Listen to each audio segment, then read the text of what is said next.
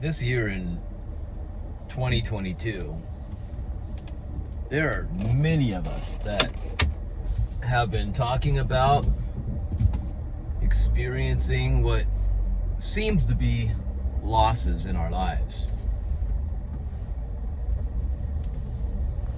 Things that are being let go out of your life, and it can temporarily seem like a loss. Look at Lot and his two daughters.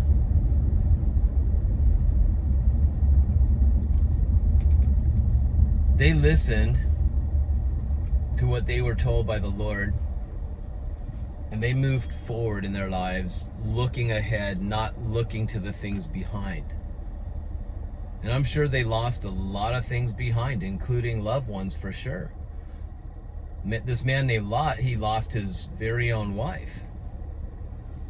He had daughters that had husbands that didn't follow, that were left behind. And they had a lot of stuff, I'm sure, too.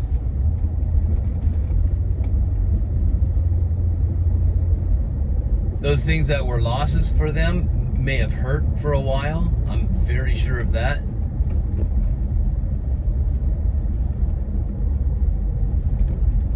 But they had a future and they had their lives still. And that's really what matters. And what really matters also is that they got to see what happens when they listen to the voice of God. They got to experience that. Now, before 2022 began, I was asking the Lord to give me a word for the upcoming year. What's 2022? Give me a theme for this year. And what I received from him is let go and flow. Let go and flow.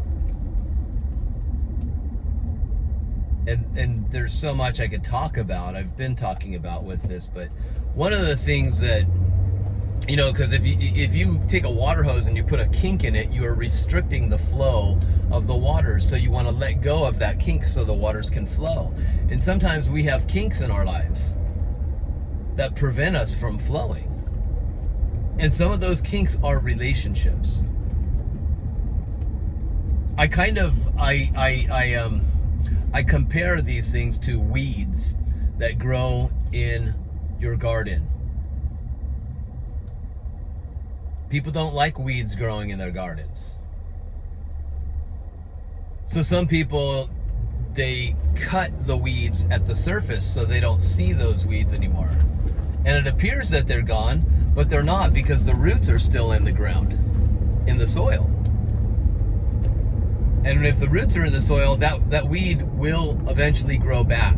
You will see it manifest. Maybe you don't see the manifestation of it because it's hiding in the soil, but that doesn't mean the weed's not there. A lot of us have relationships in our lives that are like weeds. I'm not trying to say the people are weeds. I'm saying the relationship, the association. And there might be certain types of association that for you, it's like a weed in your garden. But maybe for others, it's like having a pretty flower in their garden. Have you know what a dandelion is, don't you? Dandelions, what are they? Are they a weed or are they a flower? It depends on your perspective, honestly. Some people view them as flowers. The dandelion, those things you can pick and you blow on them, the seeds go floating all over the place. Some people actually see them as flowers. Other people see them as weeds. And then if you go to the grocery store, you'll find that you can buy dandelion leaves. And they're edible. People eat them. So what are they? Well, it depends on your perspective. So just because certain associations in your life might not be good for you, but they might be healthy for other people. And you know what? you yourself, I myself, might be one of those associations for somebody else that's like a weed in their garden. And they need to cut that association off from me. Right? I'm not saying I'm a weed. I'm not saying you're a weed. But maybe in their view, we're like weeds. Put it this way. If you put me into a Jehovah's Witness Kingdom Hall,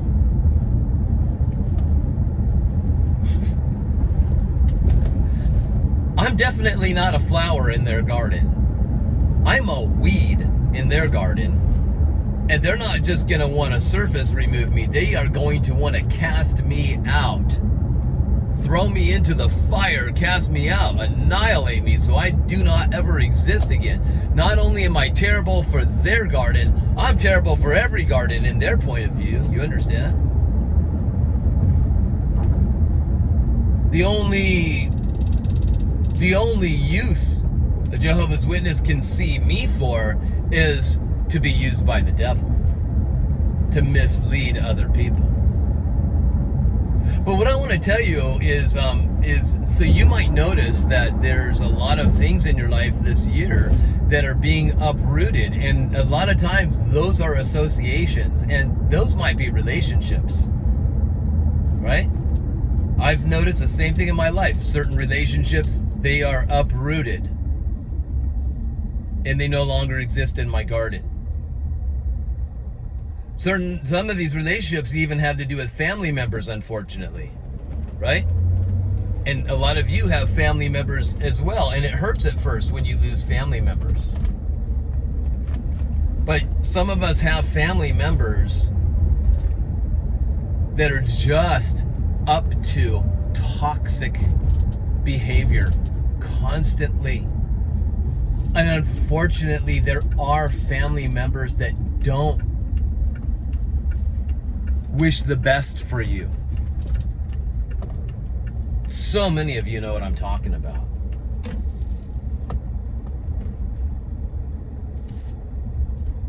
And it hurts, I know, but you'll get through it. And when you look back, you're going to understand that it was actually the best thing that could have happened for you, even though you weren't aware of it at the time. There was a part of you that was aware of it at the time. An inner part of you that was aware of it at the time. But there was an emotional part of you that wasn't aware of it at the time. And listen, this doesn't mean that you're hating on any people, family members, relationships, former friends, associates, whatever. It doesn't mean you're hating on them. It doesn't mean you're calling them goats and you're a sheep. It's not that you're calling them a weed and you're a gorgeous little plant. It's just that in your life, that relationship for you was like a weed. It wasn't healthy for you. And perhaps for them, it wasn't either. Listen, there's things that don't make sense at first. And it's happening this year. I'm telling you, 2022, the word God gave me about letting go and flowing. Letting go is things that you might have been attached to, that you might have been holding on to, or things that you were wishing would leave your life, and now they finally have. And are you trusting in God to be good to you, to have your back, to support you in every way, even financially? Are you trusting in God that there will be new and better relationships out there for you, even if you're feeling lonely at the time right now, and you feel like you're suffering and this thing's never going to end, this loneliness isn't going to ever end? Listen, God's got big plans for you, and he's not far away. He lives right inside of you, so you're not alone. His spirit is housed inside of you. Listen, I lost my job this year. I think today's the final day of July, actually. I think today's the 31st. Sunday the 31st, I'm pretty sure. I know today's Sunday.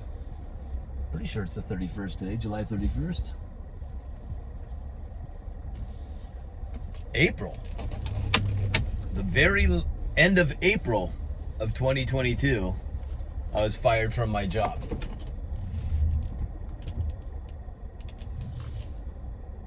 My boss saw me as a threat and somebody that was unsafe to be working at his place of business that he owned, because I was the only hairstylist there, and that's what I do for a living. I was the only hairstylist there that did not receive the magic potion.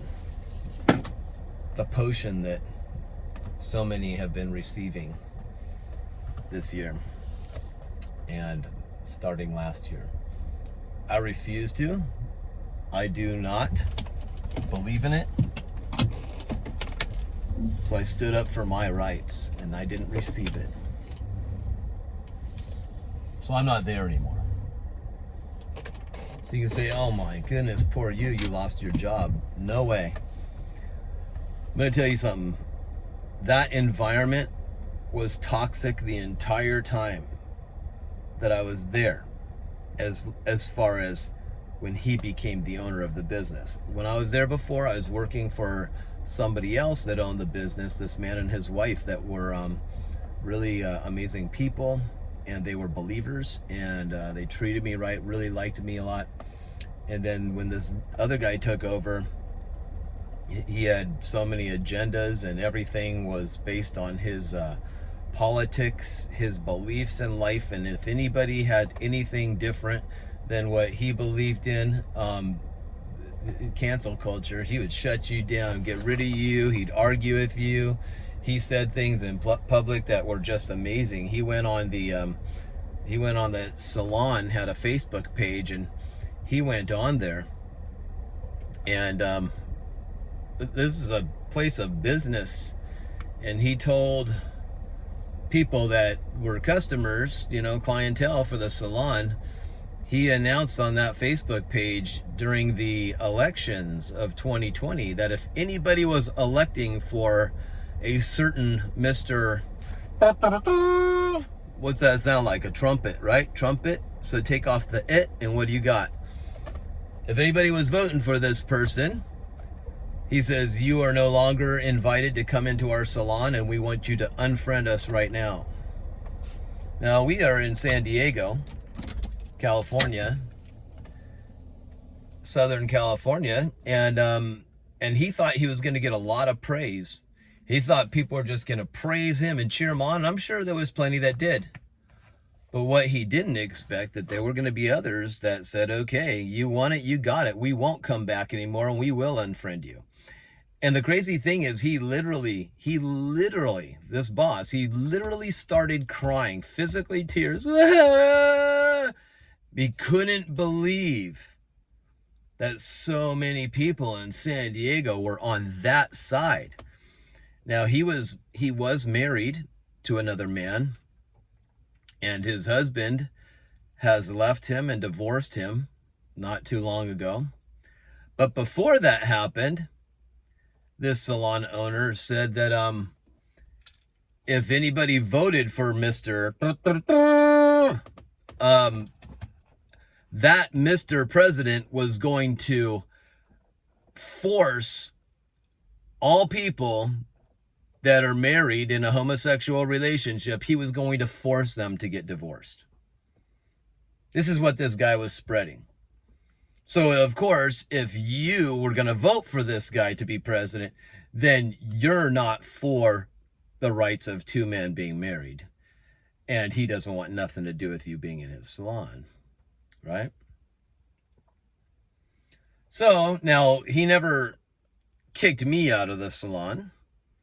He never said, well, you're fired because of any type of choice you're making. And I never told him who I was voting for anyway. I kept that private, but, he didn't want to lose me because, I was somebody that brought money to the salon. I had a good clientele and all that. And I don't think he could actually fire me for something that he thought I might believe in, as far as political stuff goes. But anyway, so I am no longer at that job.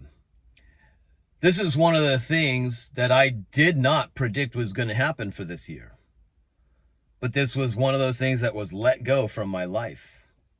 And how am I flowing today? God has very much blessed me. I have peace of mind. I'm self-employed. I'm doing actually better than when I was employed at this place. I work 7 days, but it doesn't feel like it, honestly, because of the peace of mind that I have. But I've had people contacting me, and business is doing pretty well. I'm not saying I'm getting rich or anything, because I never was anyway, but I'm in a much better place right now than I was then.